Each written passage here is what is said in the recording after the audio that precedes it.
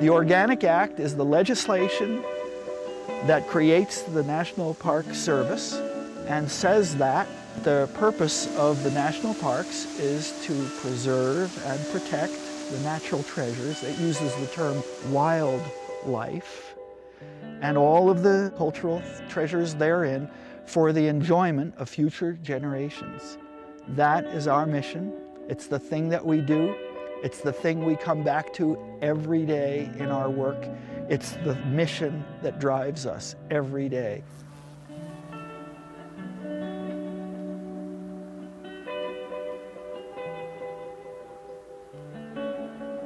I always knew that I wanted to work in natural areas. I just didn't know how to do it. And then I discovered the Park Service with a trip out west with my grandparents when I was 14, and I just fell in love.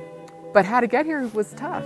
But the mission of the Park Service is really in sync with, my values and what I'm interested in. I find it more and more rewarding, the outreach component of my job. That's taking over more than the science, and that's originally what I got into this for, was the science. And that's spilled over to the educational realm and connecting with this community and then with their future, which is the children. As we're monitoring these sites, we're moving back and forth through the trees, through the forest, and we are looking for the most beautiful possible place to have lunch.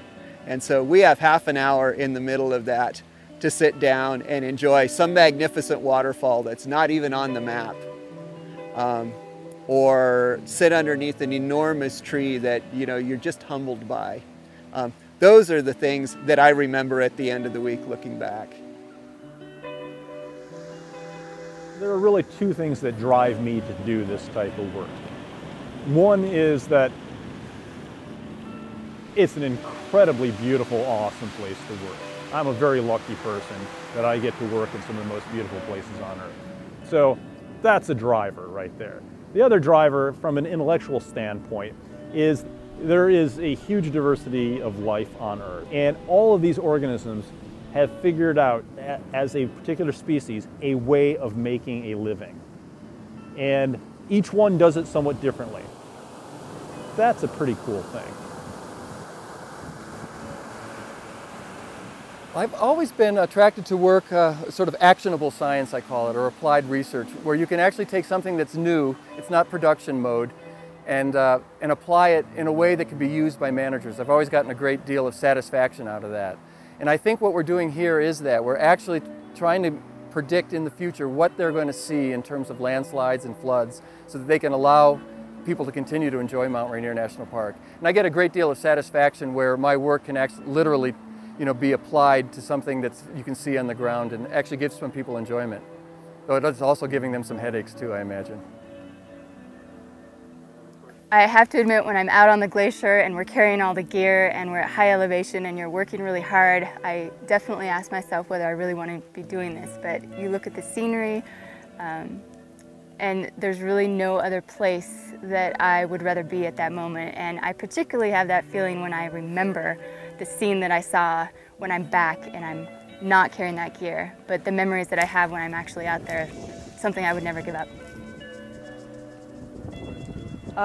This job is the best combination of science and public service that I could think of, because it has an element of research. I get to explore new methods and collect new data, and I get to participate in an activity that is of a benefit not only to the folks in this park, but to the Park Service and to the nation as a whole.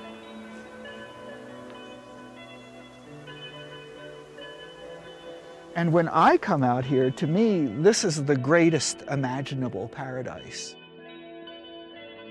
I look at this and I'm just in a form of heaven.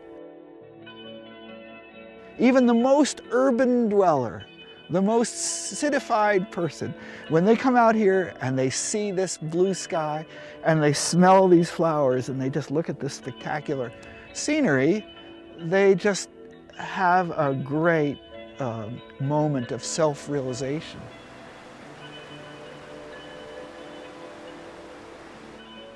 It's something deep wired into humans to appreciate that.